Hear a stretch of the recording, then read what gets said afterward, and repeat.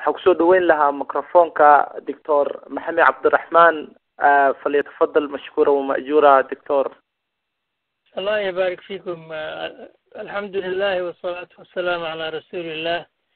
وعلى آله وصحبه ومن والاه. marka hore dhammaan dadka dhageysanaya waxaan ku salaamayaa salaanta diinta islaamka. Assalaamu alaykum waraxmatullaahi wabarakaatuh. marka labaad waxaan u mahadcelinayaa dhalinyarada maanta martiqaadkan ii fidisay barnaamijkan muhiimka ah oo aan caawa ka hadlayno hadii ilaahay yiraahdo. aniga magacayga waxaa la yidhahdaa cabdiraxmaan diiriye maxamed, waxaan dhakhtar ka ahay magaalada Minneapolis. marka arrintan waa arrin muhiim ah, khaas ahaan yani mujtamaca Soomaaliyeed meel walba ay joogaan dhibaato weyn ku haysa arrintan shishada ayaan ka hadlaynaa caawa. waxaan marka takhasus ahaan u samayn doonaa insha Allah dhibaatada ay u geysato shakhsiga bini'aadamka ah, ama gabar ha ahaado ama wiil ha ahaado ama qof dhalinyaro ha ahaado ama qof waayeel ha ahaado, dhibaatada caafimaadkooda ay u geysato ayaan rabaa inaan ka hadlo. haddii aan masaal idin siiyo, masalan gobolkan aan joogno ee Minnesota la yiraahdo, sanadkii naga tagtay dowladda waxaa kaga baxday lacag lagu qiyaasay $2 bilyan ama haddii aad u taqaano $2,000 milyan ayaa ku baxday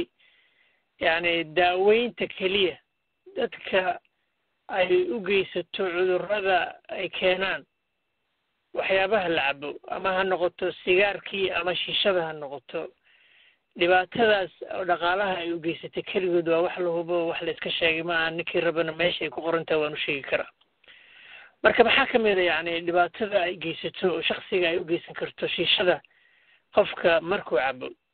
marka ugu horeysa shishada dhibaatada ay geysato qiiqeeda keliya ee qofka soo gaara wuxuu dhaawaca ugu horeeya u geystaa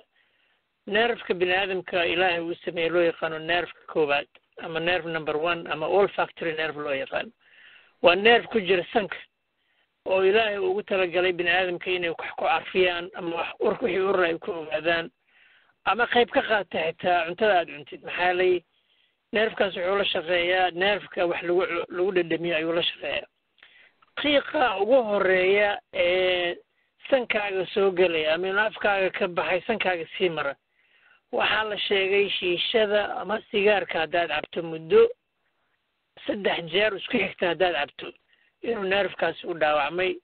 oo aanad la mid ahayn qofkii caadiga ahaa ee nerfkaasi uu shaqeynaya. marka caraftaadii wixii aad uri lahayd in dhibaato ay gaarayso sankaaga dhibaato u gaarsiinayo. waxaa kaloo keena cudurro badan oo sanka ku dhaca ay ka mid yihiin wax loo yaqaano allergic rhinitis ama cudurradan allergiga ah aad allergy u noqonayso si sahlan sida busta ama maxaan ku yiraahdaa barfuunada sigaarka oo kale, qiiqa oo kale, dhirta marka isbedesho xilliyada isbedelaan. maxaa yeelay sanka sidaad u ogtihiin waxaa ku jira wuu qoyan yahay sankeena, diif baa ku jira, tin baa ku taal. tinta ilaahay baa u sameeyey iyo qoyaanka diifka ku yaal, mucuska ku dhex jira. wixii busa oo soo gala sanka ayaa qabta. maalin walba ilaahay wuxuu noogu talagalay inaan hindhisno ilaa 3 jeer ilaa 5 jeer.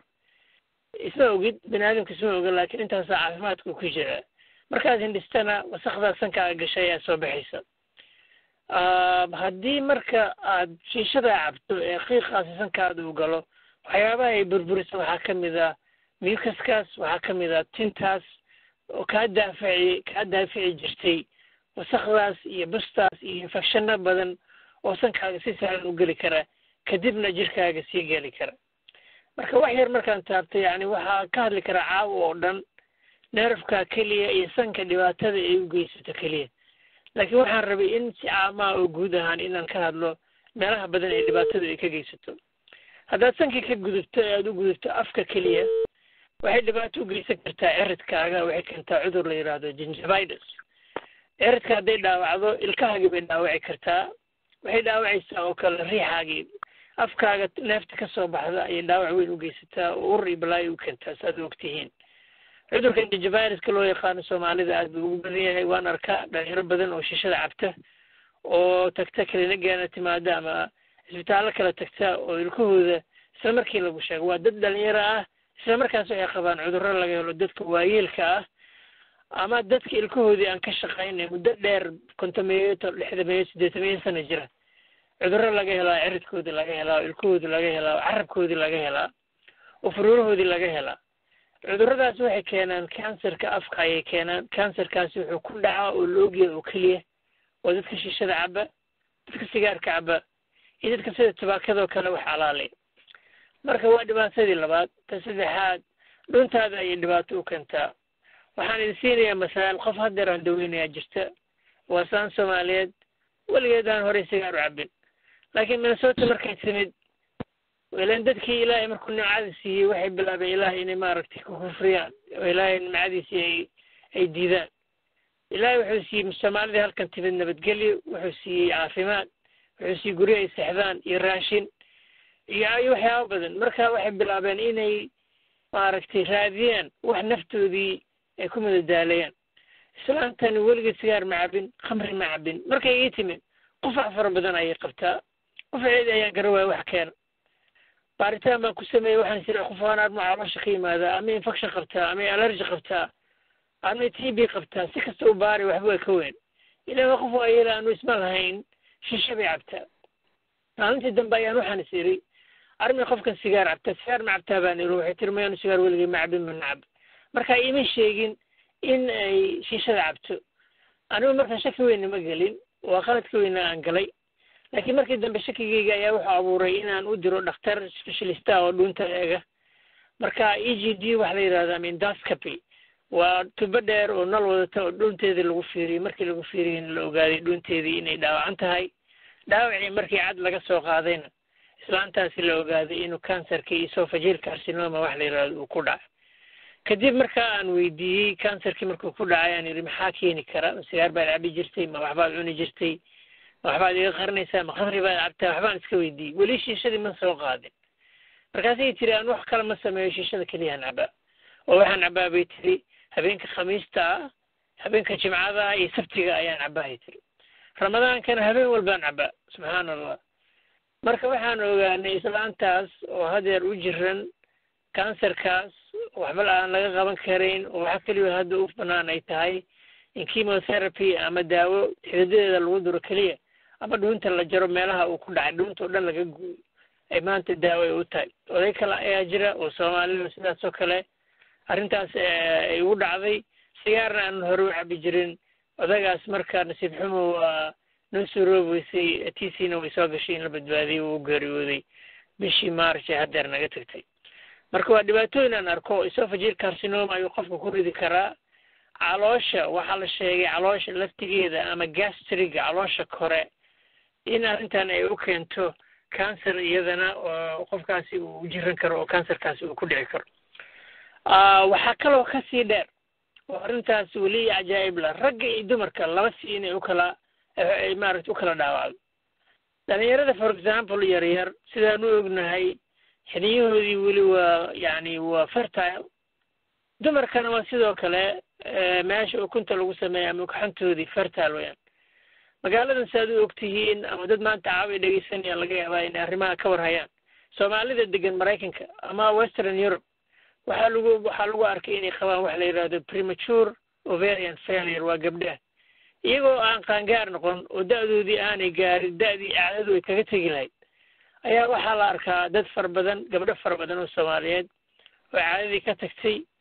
oo iyagoo 3 sano bay jiraan ama 20 iyo xoogaa bay jiraan caadadii way joogsatay dhiigagii hormooniska markaad ka qaadeen waxaad arkaysaa in ay jirkoodii uu la mid yahay islaan kontameeye jirta oo caadadii ka tagtay waxyaabaha aan aragnay markii laga baarina waxaa ka mid ah waxyaabahaas la cabo marka maxaa keeni kara in shiishadu dhibaatooyinkaas ay u geysato mujtamaca waxaa rabay oo kaloo rabaa inaan sheego ragguna sidaas oo kale ayay u dhaawacdaa oo peripheral vascular disease wax la yiraahdo ayay u keentaa peripheral vascular disease waxa weeyaan xididada ka fog maskaxda ay dhaawac u geysataa sida lugaha oo kale haddii ay boogi kaga timaado boogtaasi waxaa ka maqan dhiiggii yaryaraa xididadii dhiigga waday oo oxygenka u geyn lahaa boogta oo sida sahlan u bogsiin lahaa marka boogtaas way adagtahay sidii u bogsooto oo waxay la mid yihiin dadka dhiikarka uu ku daahay ama cudurkan macaanka loo yaqaano ama diabetiska uu ku daahay uu marka uu kaga dhaawacay xididada lugaha sidaasoo kale ay la mid yihiin dadka sigaarka caba iyo dadka shishada caba oo peripheral vascular disease wax la yidhaahdo ayay qabaan oo waxay halis u yihiin haddii boogi ku dhacdo in markaasi amputation wax la yidhaahdo lagu sameeyo ama aan laga gooyo lugtiiba ta kale waxaa jirta in aanu ku aragnay dadkaasi inay leeyihiin ragga in raganimadoodii ay wax u dhinto waa wax la hubo oo la arkay waxaan arkaa dad fara badan dhalinyaro fara badan oo ii imaanaya oo leh iima surowdo in sidii ragnimadeydii ahayd xaaskaygii aan galbo ula sameeyo oo kacsigaygii uu xumaaday biyahaygii ay maaragtay dhibaatoobeen ama qaarkood bay ku yimaadaan ay ku yidhaahdaan anigoo dhowr sano gabdho aan isqabnay waxba yani ismaynaan dhalin matii ilaahay baa maqan oo dabcan waa run mase waxbaa jira oo markaanu baarno aanu ogaano in shahwadiisii aanay lahayn tiradii loo baahan yahay ama ay wax ka qaldan yihiin sida socodkeedii uu daciifay mobility wax la yidhaahdo oynan lahayn quwaddiisa ay ku socon lahayd ma laha morphology uu ka qaldan yahay aragtideedii ay qaldan tahay wax la yidhaahdo ph-kii ama acidity uu ka qaldan yahay dhibaatooyin badan aanu ku aragno marka dhibaatooyinkaas waxaan ku arki jirnay dadka sigaarka caba keliya oo waxaanu hadda ogaanay dadka shishada caba in ay ku jirto sunta carcinogenka waxaan loo yaqaano ee kansarka keena ama jirka dhaawaca sidaasoo kale in ayaguna ay leeyihiin marka arrimahaas awgeed soomaalidu saad u ogtihiin waxay qabaan cudur loo yaqaano gastritis ama ay u yaqaanaan gastrig waa nugu wada badan yihiin oo waxyaabo badan ayaa keeni kara waxyaabaha keeni kara infectiona ka mid a cudurkaas bacteria la yidhaha h pylori ayaa keenta waxaa ka mid a daawooyin waxaa jira keeni kara oo daawooyinkan for example rheumatismka loo qaato kale way keeni karaan calooshay dhaawacaan laakiinse waxaa la ogaaday wax la yidhahdo atrophic gastritis wax la yidhahdo ayaa jira caloosha dhaawac gaari karo gastri keeni kara ayaa jira oo ku dhaca oo keliya dadka caba shiishada ama sigaarka caba wax kale cid kale kuma dhacdo iyo dadka khamriga caba keliya atrophic gastritis wax la yidhahdo ayay qabaan calooshoodii waa muruxday oo yacni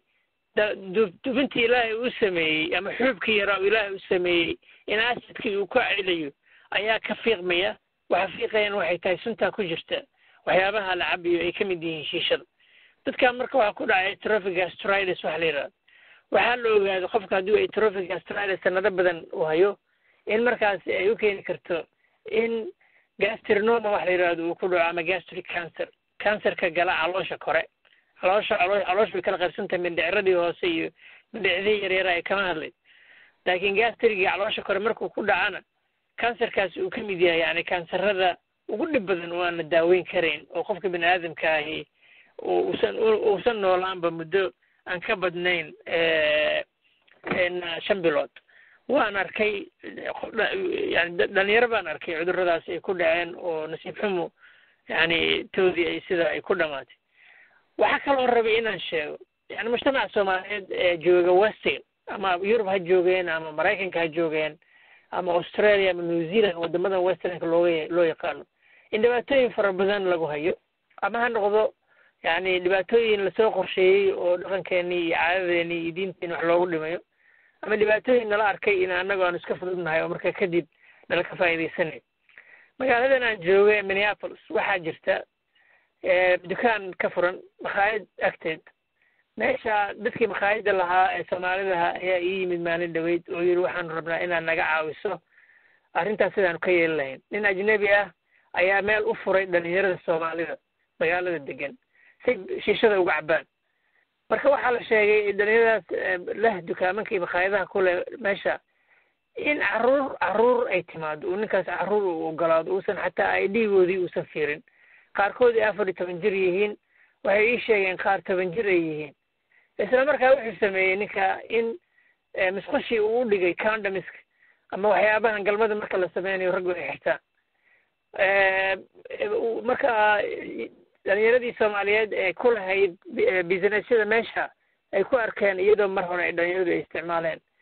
marka fisqigaas ayaa jira oo yani dagaalo hoose oo mujtamaceena lagu haayo ay fududaatay in maanta ay keento dadkiina waxay moodayaan wax maaragtay mujtamac ahaan loo isticmaali karo laakiin mujtamaciyan ijtimaaci ahaan bay noo dhaawacday waxay dhaawacaysaa shaksigii waxay ka dhaawacaysaa shaksiyadiisii oo dadkii uma soo agstaagi kartid marka afkaagii uray waxay dhaawacaysaa caafimaadkaagii oo calooshaadii markay dhaawacdo waxaad bilaabaysaa raashinka qaarkiis inuu ku dhibo ayaa bilaabaysa raashinka qaarkiis markuu ku dhibana waxaa kuu suuroobaysa markaa inaad iska ilaaliso inaanad cunin raashinka ee wax yaryar aad cunto ay nafaqadaadii hoos u dhacdo nafaqadaadii markay hoos u dhacdana ay difaaca jirkaaga hoos u dhacdo cudurro kale ay sahlan ay kugu yimaadaan waxaan iska hadlay maaha waa waxaan arko weyaan caafimaad ahaan aan u arko mujtamac ahaan aan arko weyaan magaaladan aan joogay Minneapolis meelo ka furan ayaa jira maanta oo dadka Soomaaliyeed kaliya lagu dhiigmirto carruurta yaryar weliba dhalinyarada waxaan ognahay oo kale guryo dadka waayeelka ay isugu yimaadaan heshishada ay ku cabaan marka waxaas sheekha ka hadli doona kulli waa xaraam oo lacag adiga isku dubayso khabaaiskii bay kamid yihiin ilaahay wuxuu noo xalaaleeyay wixii xalaal ah wuxuuna naga xaraamay xurima lakum alkhabaa'is yani waxyaabaha xun ilaahay waa naga xaraam marka waxaan ka xumahay inaan arko marka qof dhalinyaro ah oo u dhaawacmay masalan raganimadiisii ay dhaawacmatay ama aan waxba dhali karin oo ay dhaawaceen sunta ku jirta waxaa la sheegay ilaa iyo 280 280 180 afkaa doontaba ku hadal ay ku jirto sun laga helay arrintaas shishada yani annaga way nagu cusubtahay laakiin mujtamaci isticmaalaa jiro baaritaankaasna waxaa lagu sameeyey waddankan loo yaqaano masaarida baaritaan laga sameeyey wayaan oo lagu ogaaday in dadkaasi ay maaragtay dhibaatadaas ay u geysantay marka mujtamaceena Soomaalida walaalaheena yani wax walba waa laga soo noqon karaa oo wax walba waxay leeyihiin yani kasoo noqon in ay ka fogaadaan ayaan arrintaa ku waarinayaa really shakhsiyan waxaa yeelay dhakhtar ahaan waxaan arkaa dhibaatada caafimaad ay geysato yani waxaan arkay nin wiilii gabar qaba oo magaalo noo dhow degan oo yani ceeb ay la noqotay in magaaladii ay isku baaraan maxaa yeelay 3 sanadood bay isqabeen waxba iskuma dhalaan labadoodii markaan weydiiyeen waxay leeyihiin waxaan wax kale ma sameyn waa iska shaqaysanaa gurigeena isla joognaa laakiin habeen walba waxay isla cabaan shiishad habeen walba 3 sanadood waxay raadeen shiishadaan cabeen markay gabadhii yani alxamdulillah iyadii wax saas lagama helin laakiin wiilkii waxba ma dhali karo oo shahwadiisii wax qiimo ay leedahay male yani dhibaatada haysatana ma aha wax dhibaato hadeer daawo loo hayo ma aha saan idiin sheegay waayeel baa waxaan ku arkay kansar ay ku riday dhuunta kaga riday waxaan aqaanaa waayeel kale ay ku riday cudur loo yaqaano emphysema waa neeftu markay aad u xumaato ay gaarto marxalad qofkii uusan si caadi u neefsan karayn